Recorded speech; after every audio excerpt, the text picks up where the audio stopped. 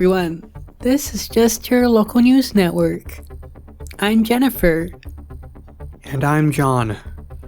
For today's news, nearly all male rights have been revoked by the government. Starting today, women will now have higher wages than men in the same positions and have full say about their own bodies.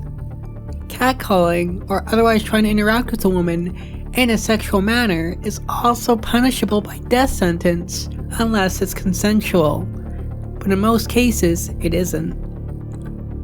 It's also now illegal for men to masturbate, as a sperm could have become a child had it gone into a woman and not into a Kleenex. Wearing condoms has also been completely banned. Apparently, if men don't want children, they have to avoid having sexual relations now. However, women are free to take contraception, get abortions, or purchase the morning after pill as needed.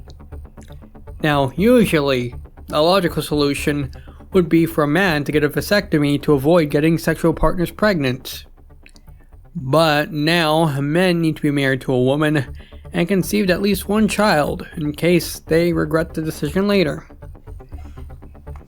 And on another note, tampon pricing and the cost of other female goods will now have a mandated reduction in price of up to 80%. If I'm being honest, it feels like my life is pretty much over now. You're being dramatic. I'm telling the absolute truth. At worst, men now have accountability for their actions towards women, and men are now in the same spot women were for years. Stop womansplaining, Jennifer.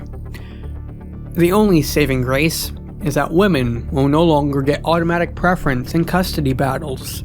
I've finally been able to see my 3 kids after my ex-wife divorced me 5 years ago and wouldn't let me see them. The courts have ruled that men are now more fit to raise children than women. Men can also show their genitals to the police to get out of speeding tickets and other vehicle infractions. I was wondering why I got my first speeding ticket today. More men are also starting to sell their bodies on the streets and on the internet to make a little extra money for tuition and rent, now that their wages have been reduced by 30% of that of women. Come on, there is no wage gap. That's just misinformed.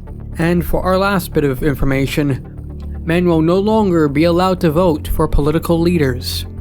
The current president will also be the last male president in office. Starting campaign season, only female candidates will be allowed to be chosen. Well, that's all the news for today. This has been Just Your Local News, signing off. Stay tuned for our next story, where a woman in a high position of power gets accused of sexual misconduct, fired from her job, and then it turns out she was innocent. Tragic. By the way, John, you're probably gonna get fired because you're a little too attractive.